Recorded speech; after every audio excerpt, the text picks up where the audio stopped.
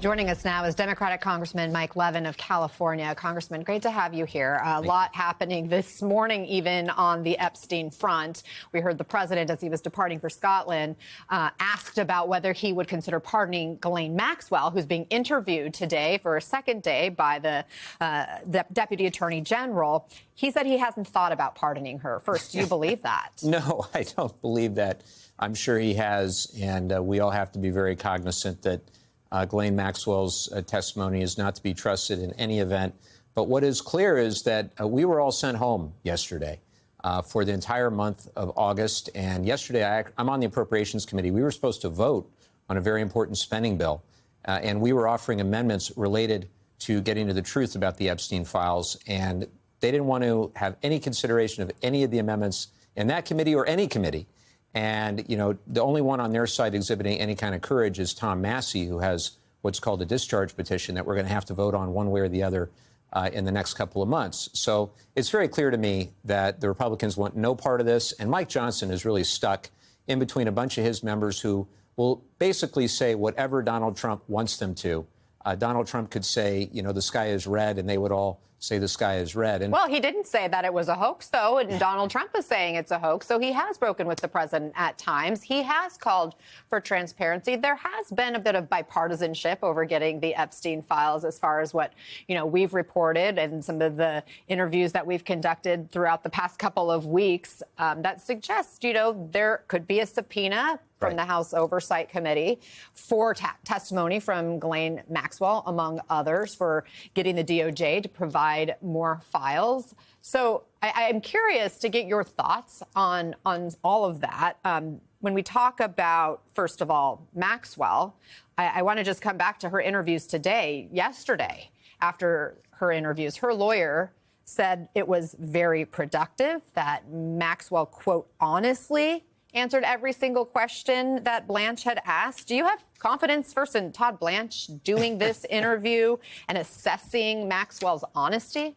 Well, I think to your earlier point, I don't have confidence that any of this is going to be on the level with the Trump administration in charge. And I think Mike Johnson is stuck because you've got some Republicans who will just do whatever the president wants and are incapable of any sort of independent judgment or thought at this time. But then you've got some on the very far right, the Freedom Caucus folks, who have expressed for years the need to get to the truth on Epstein. And really, MAGA has empowered a lot of this by continuing to foment all of this. And so Johnson is stuck. Remember, Anna, that because of the way that you can motion to vacate the chair, it just takes 9 of these people, and Mike Johnson will be removed just like Kevin McCarthy was. So I think Johnson is very much about surviving. He, I think, has gotten a little bit sideways with Trump on this. And I think he's, you know, I think it's emblematic of the Republicans not knowing which way to turn. So the easy answer was just send us all home. Interesting. Let's play some of what we've heard from the House Speaker and how his messaging maybe has evolved over the course of the last couple of weeks, because he's getting lots of questions about Epstein. Watch. You should put everything out there and let the people decide it. I mean, the White House and the White House team are privy to facts that I don't know. I mean, this isn't my lane. I haven't been involved in that. But I agree with the sentiment that we need to put it out there. Pam Bondi, I don't know, when she originally made the statement, I think she was talking about documents. As I understood it, they were on her desk. I don't know that she was specific about a list or whatever, but she needs to come forward and explain that to everybody. My belief is we need the administration to have the space to do what it is doing. And if further congressional action is necessary or appropriate, then we'll look at that. But I don't think we're at that point right now because we agree with the president. So what is your sense? Who is the speaker listening to right now as it relates to the Epstein files and making decisions about what the House does next? In my view, Mike Johnson is the weakest speaker in the modern history of the House of Representatives. He does whatever Donald Trump wants him to do. He is basically an extension of the Trump administration, and he no longer sees Congress as a co-equal branch of government.